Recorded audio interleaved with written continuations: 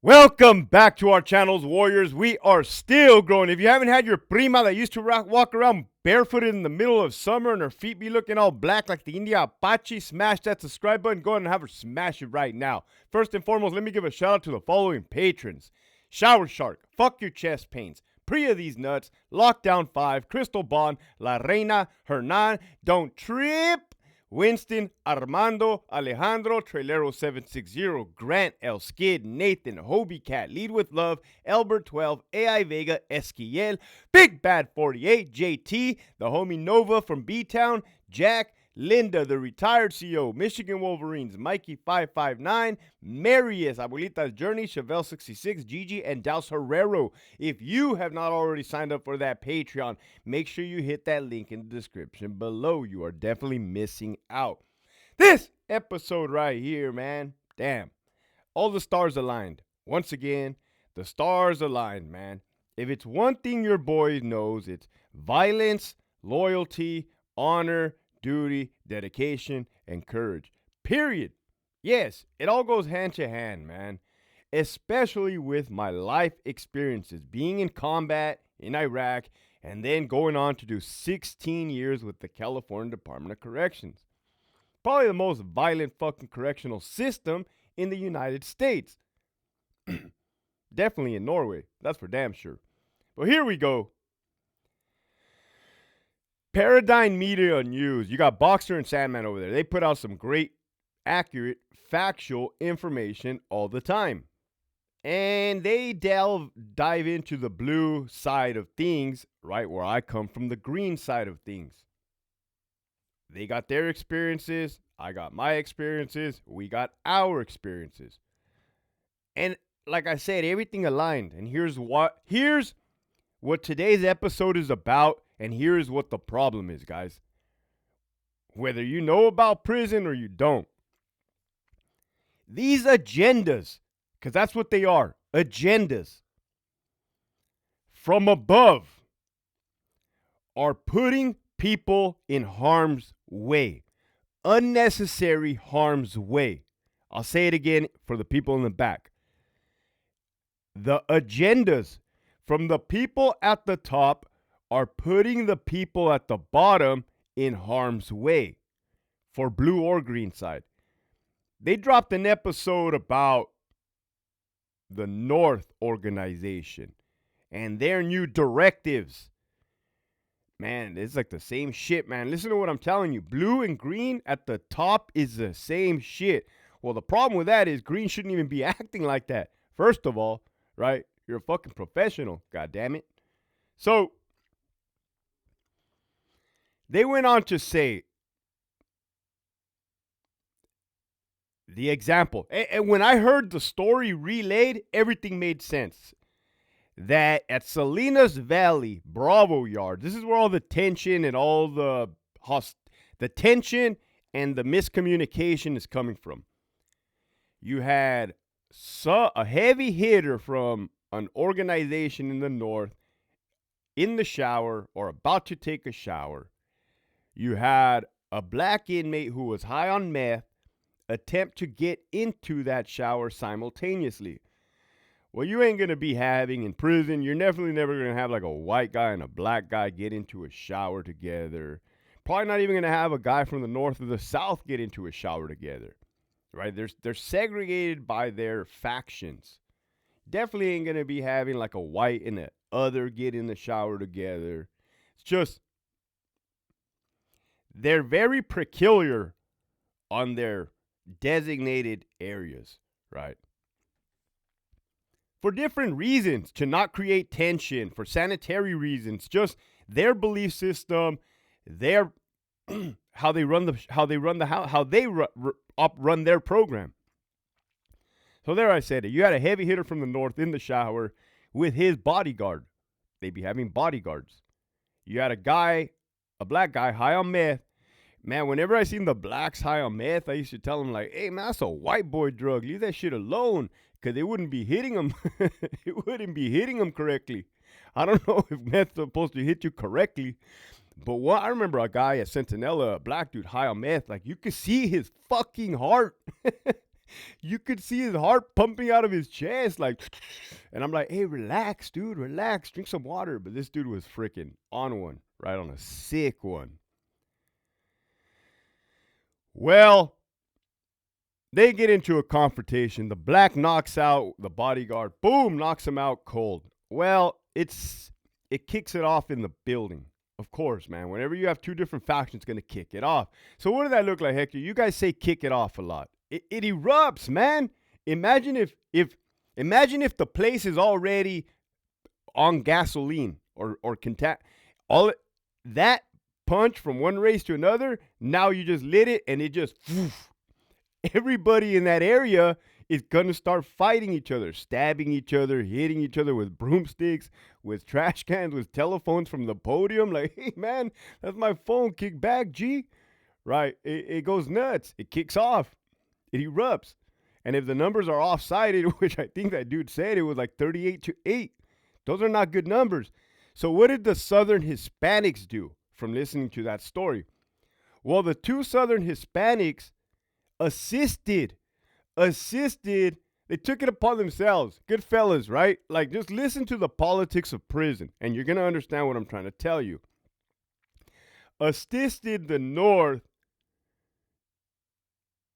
against the blacks. So, maybe that's 2 plus 8. I'm a prison guard, but that's 10 versus 38. The numbers are still offset, right? Maybe they assisted them because the numbers were off and they're like, oh, this ain't cool. We ain't about to have 38 motherfuckers stomp out 8. Maybe they assisted them because they're brown, right? They're pushing the whole peace treaty, alliance, North-South alliance. I don't know. I can't call it. The point is, these two Southerners took it upon their kindness of their heart to assist these Northerners, right? Now, watch what happened. You had a dude that was high on meth, shouldn't even be high on meth. Number 1, shouldn't be high on meth on the tier. Number 2, and definitely shouldn't be trying to get in the shower with a heavy hitter from the North. Number 3, 3 strikes, you're out. 1, 2, 3. Now you knocked out somebody. That's 4. You see how you can't be having this type of behavior in prison? Okay, well, what is prison? Let's keep it 100% fucking real. Prison is a violent environment, Sacramento. I don't give a fuck how many ponies, clowns, circuses, dance, sandbag, tournament, what is that shit called? Ping pong, softball, gazebos you build in San Quentin Rehabilitation Center. Prison is a violent fucking environment. Well, Hector, you pessimistic son of a bitch. Why don't you have some hope? Can't it change? Look, man, my life experiences tell me that we spent 20 years in Iraq. 20 years in Iraq. Did that fucking place change to you? Damn, Hector, you be speaking facts. Not only are you speaking facts, you're speaking facts from your fucking experiences. Yeah. That's motherfucking tastes like skin. I wonder if they make condoms for these microphones, because I'm tired of fucking accidentally kissing this motherfucker. Here we go. Oh, God. Yeah. Prison will always be violent. Just like the Middle East will always be what it does, right? It does what it does and it does what it does. I just stole that. Well, I found it appropriate. So, that's it. Period.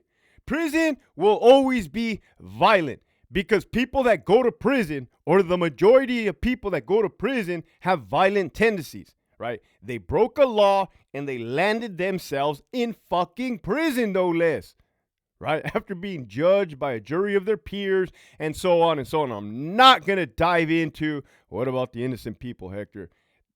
I'm not going to dive into that right now, right? I'm talking about the majority speaks, the majority rules, violent dominates in prison, period.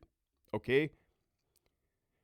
Well, these convicts had designed a system to minimize the violence. Had developed a system to minimize the violence, such as making rules for themselves.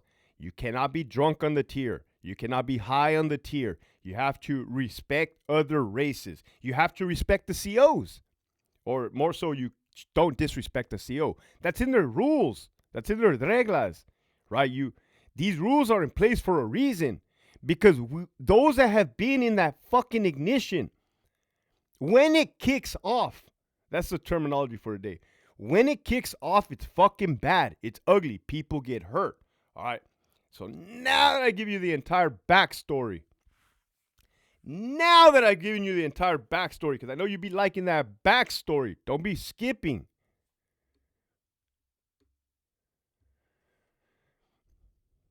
Agendas. What's an agenda?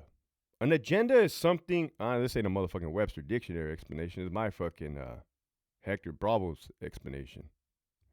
It's a set of rules, guidelines, directives sent from above to try to push a certain narrative for personal gain. I think that's the key right there, personal gain. Anytime you put personal gain into anything, it's all bad, right? Should you have personal goals? Yeah, but you should never push your agenda on people for personal gain. People get hurt that way. People are getting hurt that way. So, when those heavy hitters got out of the Bay and Corcoran, they didn't like it. And I've said this in other episodes. 30 years in a box, I wouldn't like it, man. You know, I will say this. My hat's off to them for not breaking mentally. I don't understand that, right? I'm not saying I would or I wouldn't break mentally. I probably would break mentally. I couldn't do it. Oh, man, I took a CT scan the other day. I damn near fucking freaked out. But then I was like, relax, Hector. Golly, G. I didn't like it. Claustrophobia of some sort. So, they don't want to go back. They adamantly do not want to go back. So what they have done is they let a lot of things slide because they know that whatever the troops do will reflect back on them. And I just started laughing. I'm like, well, yeah, that's called leadership. It's like you signed up for that spot. You signed up to be a heavy hitter. Yeah, your troops, you got to take the good and the bad, right? You just can't be taking all the good. You can't be a heavy hitter and then expect not to have repercussions. There's going to be repercussions, right? Just like as a lieutenant in the department, I couldn't be a lieutenant without any type of blowback. Yeah, I'll get blowback all the freaking time by managers that didn't know what the hell they were doing. So they go out and they tell their North little soldiers, hey, you are not to retaliate against the blacks for what just transpired. Strike one. Hector, what the hell? What did you just say? Strike one. You can't retaliate against the blacks.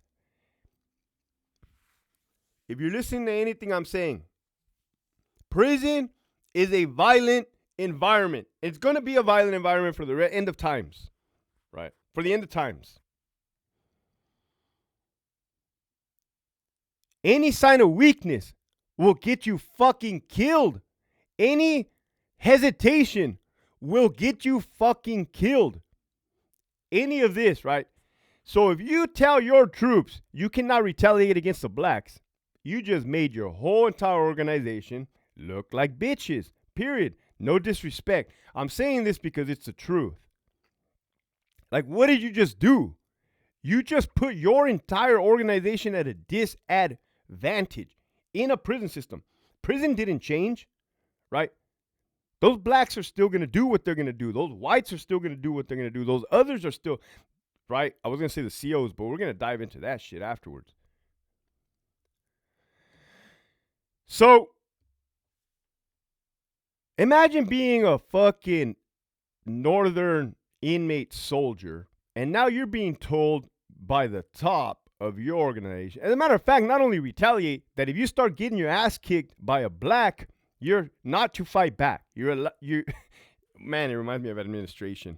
Oh, it reminds me of green administration. But I'm getting ahead of myself. You are not to fight back. Take that ass whooping, right? Which is bizarre. But I believe it. Trust me, I believe it. So, now you're there getting lumped the fuck up. You're probably going to die. The chance of you getting fucked up, it doesn't take much to kill somebody, man. A good boot to the head, a good stomp to the head, a good lock in the sock, just a one-hitter quitter with a piece. Oh my God, under the armpit, your lung's getting punctured for sure. Guarantee you're getting a punctured lung. I ain't never seen a lung not punctured in a stabbing. Here we go.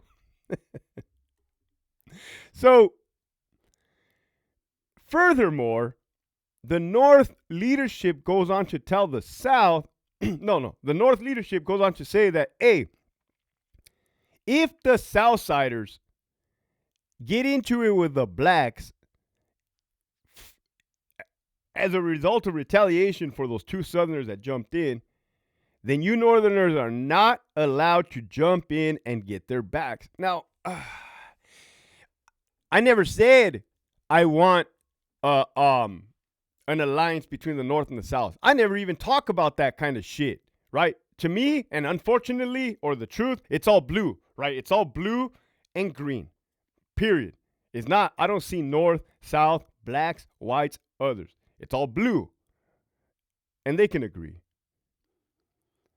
It's almost even better to keep it that way. You should keep it that way. So,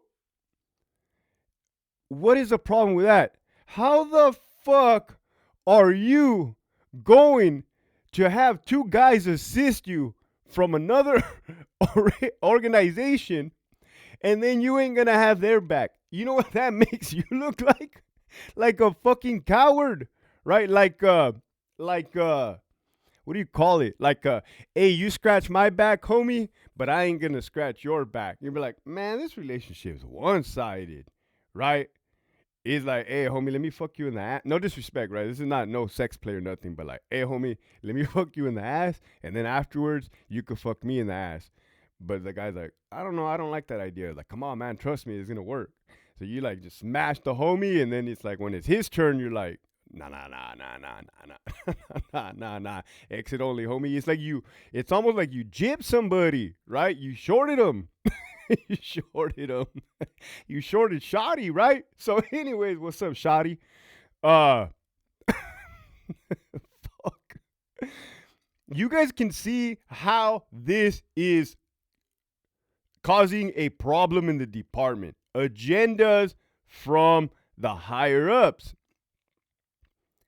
Since prison is going to be prison and violent is going to be violence, what you should not be doing is putting anybody at disadvantages, right? Disadvantages. Now, Hector, did Green do the same thing? They're still doing the same thing. When that fucking idiot Ron Davis came down that doesn't know penal code and said you cannot put inmates in handcuffs when they're unruly, when they say, nah, I don't want to be put in handcuffs. What do you think that did from us? Motherfucker, this is still prison. These are still inmates. This is still violent fucking environment. You tied our hands behind our back, which is the reason why I left.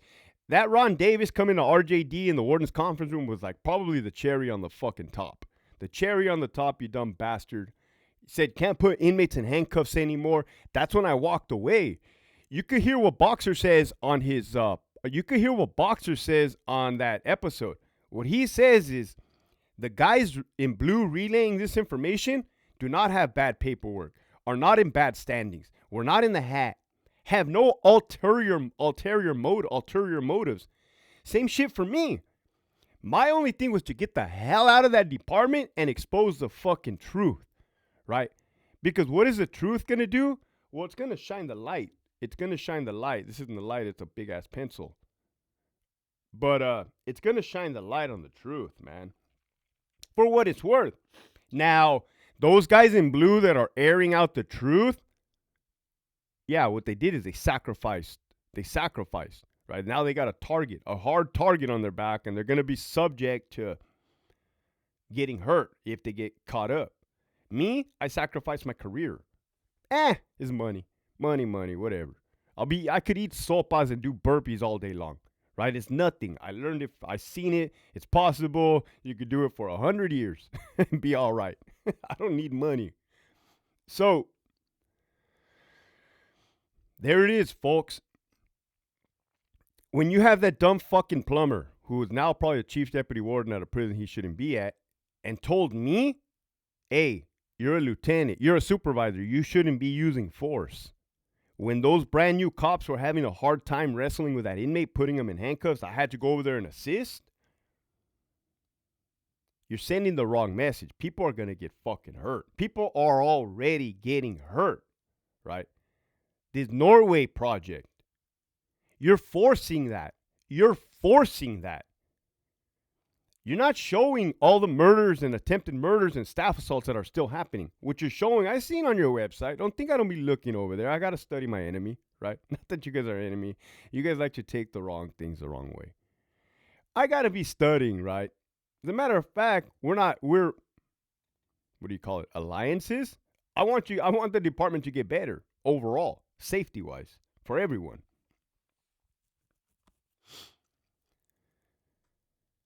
So when officers get assaulted and they use force back and administration's agenda to push whatever they want to push, they don't like what they see because they've never worn the uniform. They forward it for an investigation. That's all bad. You start second guessing yourself as a brand new cop. Not me. I knew what the fuck policy was and procedure. But if you're a young kid and you're being told, hey, if you get slapped around by a fucking inmate, just send him to his anger management class. Go let him out to the yard to cool off.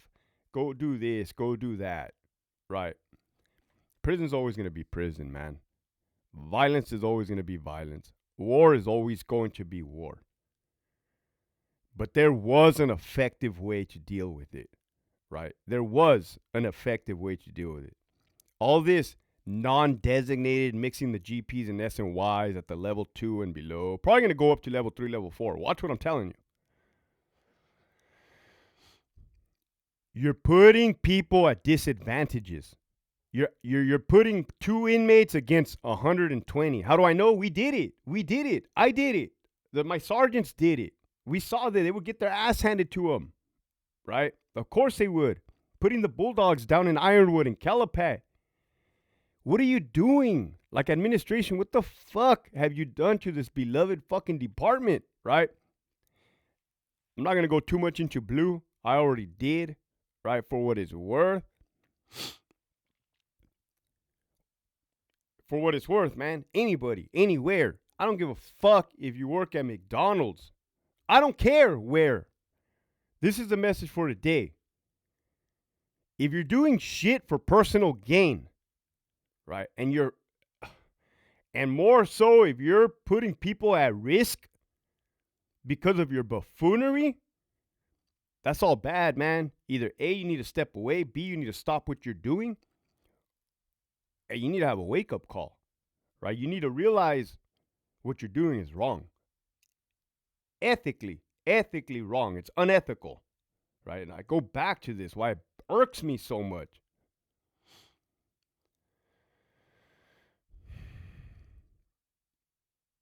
The other message for today, this is a two for one. If you're on the line, you got to stand up and do something, man. You're going to get eaten alive by the fucking sharks, right? You're going to have somebody tell you at the top that you can't do something to defend yourself. That's where there's a problem. Think about that. Reanalyze, re-examine all the facts, circumstances. Use better judgment. Is me listening to this person going to get me hurt? Yes or no? If the answer is yes, make a change. With that, keep pushing forward.